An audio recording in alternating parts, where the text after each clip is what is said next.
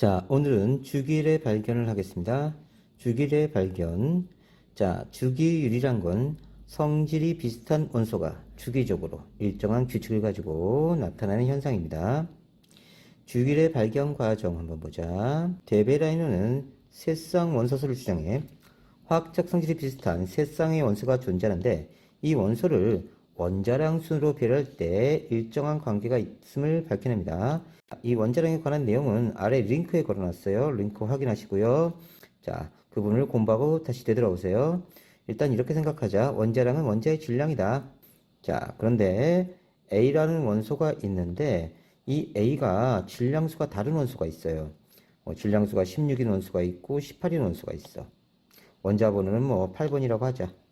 자, 그런데 원자 번호는 같아서 같은 원소이긴 한데, 자, 중성자 개수가 달라서 질량수가 다른 원소를 우리가 동위 원소라고 해.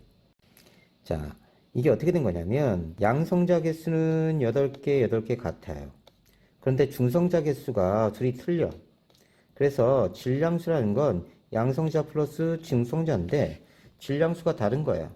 얘가 질량수가 16이고 18이다. 그러면 얘는 중성자가 8개, 얘는 10개지, 그치? 그래서 양성자 개수는 같아서 같은 원소야. 그런데 중성자 개수가 틀려서 질량수가 틀려진 원소를 우리가 동위 원소라고 해. 자, 일단 이렇게 동위 원소 개념을 잡고요. 이해가 더 필요한 사람은 아래 링크를 더 체크해서 공부해 보세요. 자, 그런데 이 동위 원소가 얘가 50%, 얘가 50% 있다. 그러면 얘를 평균해서 나타내는 거야. 그래서 16인 게 100분의 50 플러스 18인 게 100분의 50 이런 식으로 해서 원자량을 계산한다고. 이 계산한 원자량을 평균 원자량이라고 해. 평균 원자량. 자, 그런데 데베라이너는 원자량 기준으로 했다. 그래서 이렇게 배열해 보니까 일정한 관계가 있었던 걸 발견한 거야. 데베라이너의 세 쌍 원소 한번 보자. 화학적 성질이 비슷한 원소가 3개씩 쌍을 이루어 존재할 때 세 쌍 원소를 원자량 순으로 나열했어요. 그래서 중간 원소의 원자량은 나머지 두 원소의 평균값이다. 얘도 일가양이온, 얘도 일가양이온, 얘도 일가양이온이니까 성질이 비슷한, 화학적 성질이 비슷한 원소를 3개를 짝을 이루게 하고 원자량 순으로 배열한 다음에 얘하고 얘의 평균을 했더니 얘의 원자량이 나온 거야. 자, 데베라이너는 몰랐지만 얘는 같은 족을 체크하고 있었던 겁니다. 리튬, 나트륨, 칼륨 다 일가양이온이에요. 같은 족입니다. 화학적 성질이 비슷한 원소를 자, 원자량 순으로 배열한 다음에 얘의 원자량과 얘의 원자량을 평균하니까 얘가 나왔다. 이렇게 체크한 겁니다. 다시 되돌아가서 자, 데베라이너는 세 쌍원소를 제시했고요. 그 다음에 율렌즈가 옥타브서를 제시합니다. 원소를 역시 원자량 순으로 배열했어. 얘네들은 다 원자량 순이다. 8번째마다 성질이 비슷한 원소가 주기적으로 나타난 걸 발견했다. 자, 내용을 보자. 자, 어떤 원소들을 원자량 순으로 쭉 배열한 거예요. 쭉 배열한 다음에 자, 리튬을 기준으로 하나, 둘, 셋, 넷, 다섯, 여섯, 일곱, 8번째 원소가 같은 화학적 성질을 지닌다. 이걸 밝히는 거야. 다시 나트륨을 기준으로 해서 하나, 둘, 셋, 넷, 다섯, 여섯, 일곱, 8번째마다 성질이 비슷한 원소가 나온다라고 밝힌 게 옥타브설. 8번째마다 나온다. 멘델레이 F의 주기율표. 당시까지 알려진 63종의 원소를 역시 원자량 순으로 배열했어요. 지금 셋 다 원자량입니다. 비슷한 성질을 갖는 원소가 주기적으로 나타난 것을 발견하고 주기율표를 만들어요. 아직 발견되지 않은 원소 자리를 비워두고 그 원소의 원자량, 밀도, 끓는 점을 예측합니다. 몇몇 원소의 성질이 주기성에서 벗어나는 문제가 있었어. 자, 어떤 문제가 있었냐면 아르곤하고 칼륨하고 여기 위치가 바뀌어 있었어. 얘의 주기율표에서는. 자, 왜 그런지 다시 보자. 다시 그래서 몇몇 원소의 성질이 주기성에서 벗어나는 문제가 있었지만 얘가 예측한 값과 실제 값이 거의 비슷했어. 대단한 사람이야. 이렇게 예측과 실측과 거의 비슷했다고. 그러다가 드디어 모줄리가 나타납니다. 액선 연구로 원자 번호를 결정했어. 원자 번호는 뭘까? 그렇지. 양성자 수가 기준이다. 원소의 성질이 주기적으로 나타나는 것은 원자량이 아니라 원자 번호, 즉 양성자 수에 의한 것이다 라고 밝힌 거야. 그래서 원소들을 원자 번호 순으로 나열하고 현대의 주기율표를 완성하고, 아까 멘델레프에서 문제가 생겼던 이 부분이겠지. 바로 몇몇 원소의 성질이 주기성에서 벗어나는 걸 해결을 한 거야. 자, 그러면 이 문제가 왜 그런지 살펴보자. 원자 번호는 양성자 수입니다. 원자량은 동위 원소의 존재 비율을 고려한 원자 질량이다. 아까 위에서 동위원소 설명했죠. 자, 이제 살펴보자. 아르곤하고 칼륨이 있는데요. 자, 얘가 원자 번호가 18번이고 얘는 19번이에요. 그러면 양성자 개수는, 자, 이쪽이 크죠? 18개고 얘는 19개. 그럼 질량이 얘가 커야 돼. 근데 이상하게 원자량이, 자, 아르곤이 더 커. 양성자 개수는 이쪽이 큰데 원자량은 이쪽이 크단 말이야. 이건 중성자 개수가 많아서 이 질량수가 큰 입자 존재비율이 큰 거야. 뭔 소리인지 다시 보자. 자, 아르곤이 있는데 아르곤에 동위원소가 있어. 똑같은 아르곤이야. 아르곤인데 이 두 개의 질량이 틀려. 그래서 질량이 큰 놈의 존재 비율이 큰 거야. 그래서 얘를 평균을 내버리면 39.95가 나온 거고, 얘는 칼륨이 있는데 똑같이 칼륨이 있는데 질량수가 작은 게 존재 비율이 큰 거야. 이건 질량수다. 질량수. 자, 질량수가 작은 게 존재 비율이 크니까 이쪽에 가서 평균이 붙어버려. 자, 그래서 평균 원자량이 39.10이 된 거지. 그치? 자, 한번 예를 들어보자. 염소가 있는데 염소가 질량수가 35인 게 있고 질량수가 37인 게 있어. 자, 그러면 여기가 35고 여기가 37이라고 하자. 둘이 50대 50이 있었으면 여기서 평균이 잡히겠지만 얘의 비율이 더 높으면 4분의 3 정도 있으면 평균이 이쪽에서 잡힌다고. 이쪽에서. 근데 얘의 존재 비율이 높으면 평균이 37에 가깝게 잡혀. 그러니까 아르곤은 이쪽 질량수가 큰 놈의 존재 비율이 크기 때문에 평균이 이쪽으로 와서 잡히는 거고, 칼륨은 질량수가 작은 놈의 존재 비율이 커. 그래서 평균이 이쪽에서 잡히다 보니까 원래는 양성자 개수는 더 많아서 질량이 더 커야 되는데 질량이 더 작게 되는 거지. 오케이? 그래서 중성자 수가 커서 질량수가 큰 원소 존재 비율이 크면 원자 번호는 작지만 원자량은 커져. 자, 그래서 아르곤 같은 경우는 이쪽 질량수가 큰 놈이 존재 비율이 컸던 거고, 그래서 평균이 여기서 잡히는 거고, 칼륨 같은 경우는 양성자 개수는 더 많지만, 자, 질량수가 작은 놈의 비율이 더 큰 거야. 그래서 평균이 이쪽에 와서 잡힌 거지.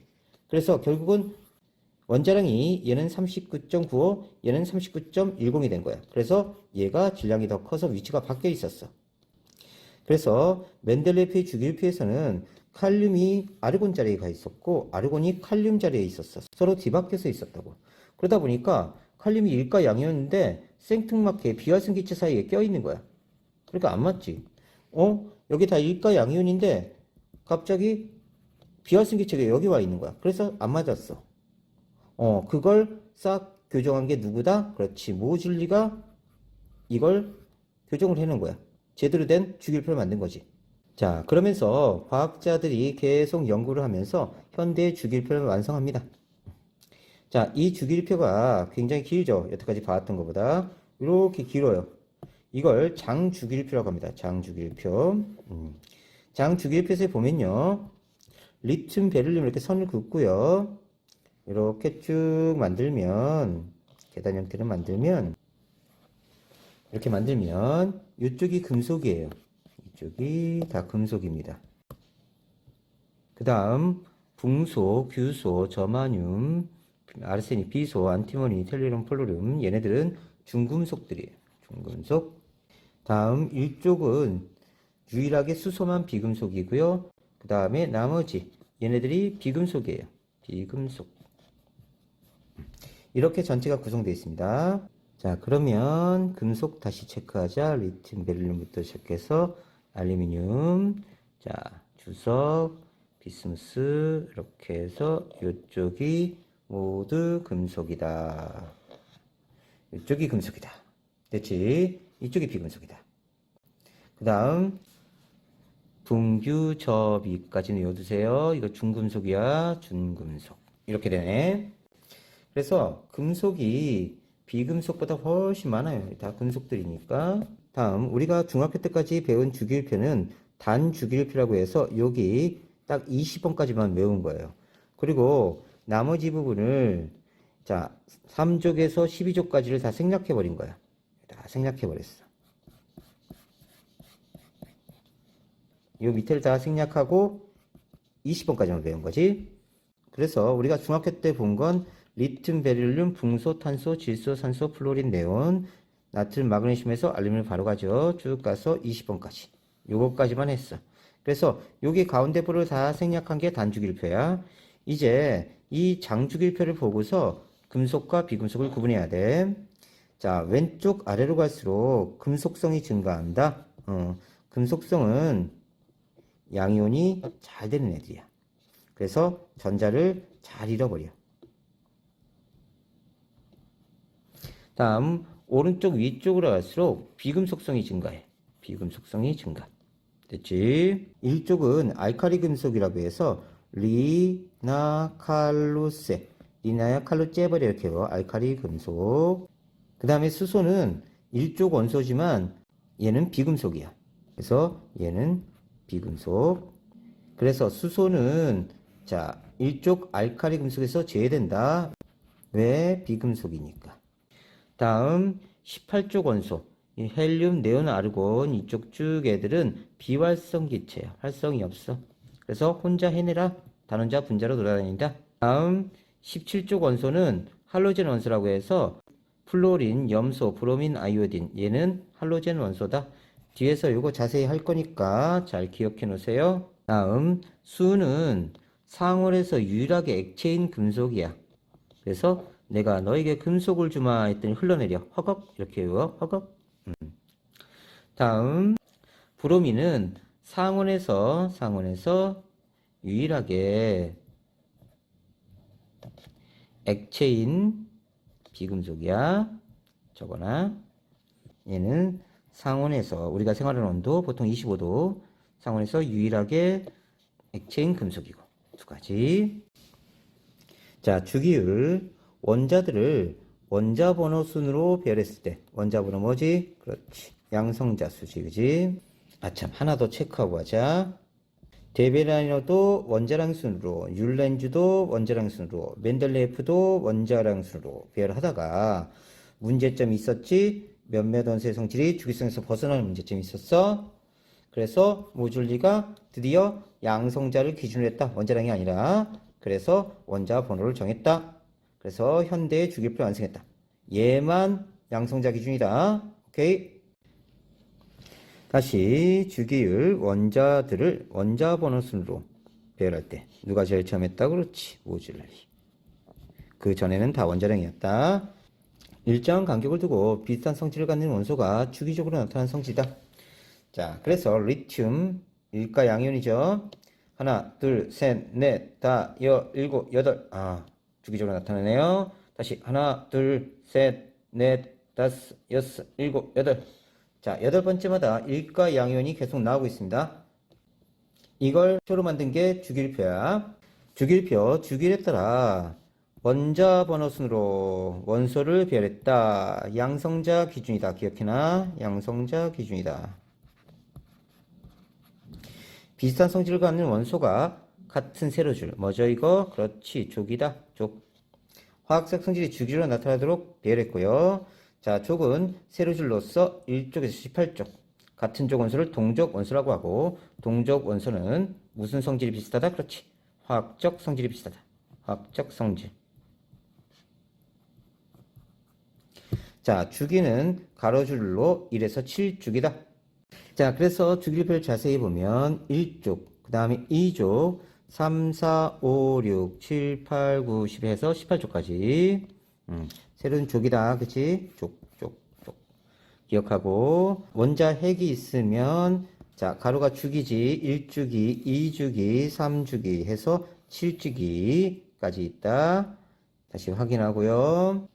자 이제 주기율표를 좀 간단하게 보면 여기를 이렇게 그어서 계단 형태로 이렇게 만들면 자 이쪽이 금속 끝이 이쪽이 비금속 그 다음에 분규접이 중금속들이네요. 다시 분규접이 비금속들 그 다음에 수소는 이쪽에서 유일하게 비금속입니다. 자 그리고 주기율표에서 왼쪽 아래로 갈수록 금속성이 증가해요.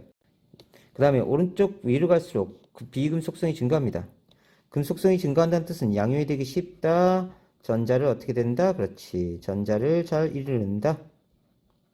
다음 오른쪽 위쪽으로 갈수록 비금속성이 크다. 음이온이 되기 쉽다. 전자를 잘 얻는다. 이렇게 기억하면 됩니다. 그리고 수는 상온에서 유일한 액체인 금속이고요.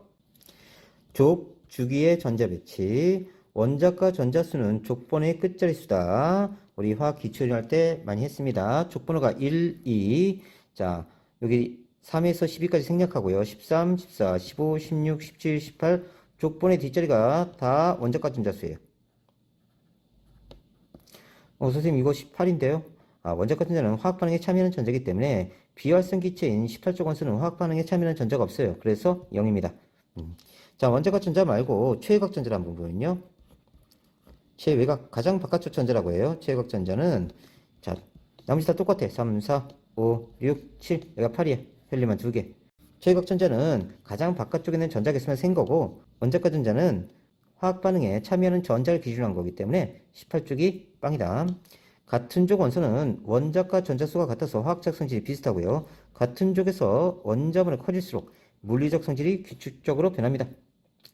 따라서 같은 족은 원자과 전자수가 같아서 화학적 성질이 비슷하다.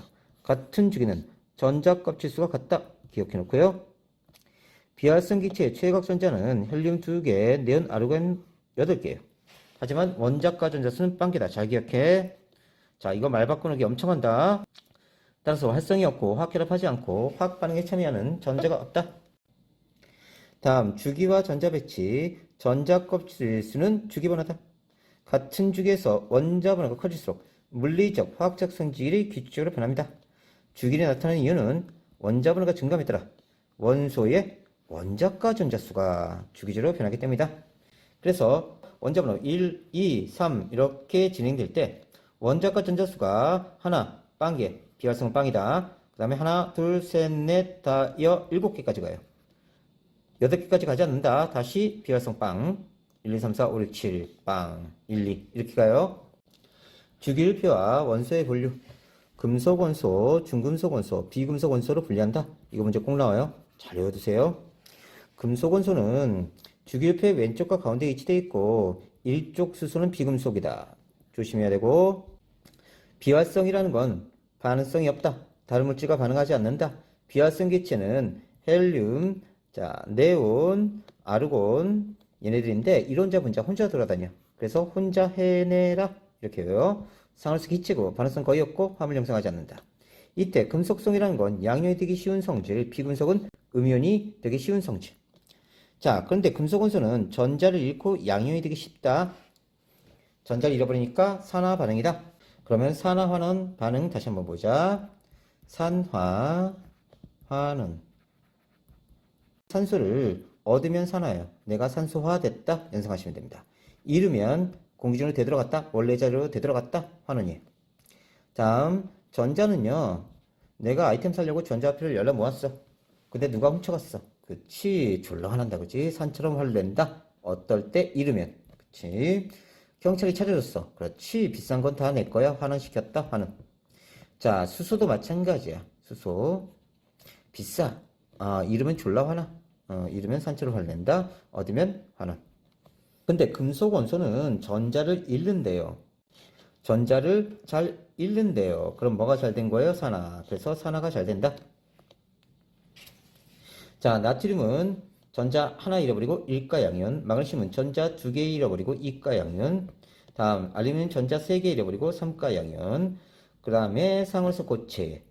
수은만 유일하게 액체다. 금속 중에 일반적으로 주기율표 왼쪽 아래쪽으로 갈수록 금속성이 증가한다. 비금속 원소 주기율표 오른쪽 위쪽 부분에 존재한다. 아까 다 분류체계에 잡아놨어요. 전자를 얻고 이온이 되기 쉽다. 자, 전자 얻으니까 뭐가 잘 된다? 그렇지, 환원이 잘 된다. 질소는 전자 3개 얻어서 3-, 산소는 2개 얻어서 2-, 염소는 1개 얻어서 1-. 단 18쪽 원소 비활성 기체는 이온이 되지 않는다. 브로민만 액체고요. 나머지는 기체나 고체다. 오른쪽 위쪽으로 갈수록 비금속성이 증가한다. 18쪽 제외. 다음 중금속, 금속과 비금속의 경계에 위치되어 있고 금속과 비금속의 중간 성질을 지녀 양적 성질 모두 있고요. 분규, 저비까지는 외워두세요. 그 다음에 안티모니, 텔루륨, 폴루륨. 자, 금속은요 상온에서 고체다. 수은만 유력의 액체고요. 대부분 특유의 광택이 있습니다.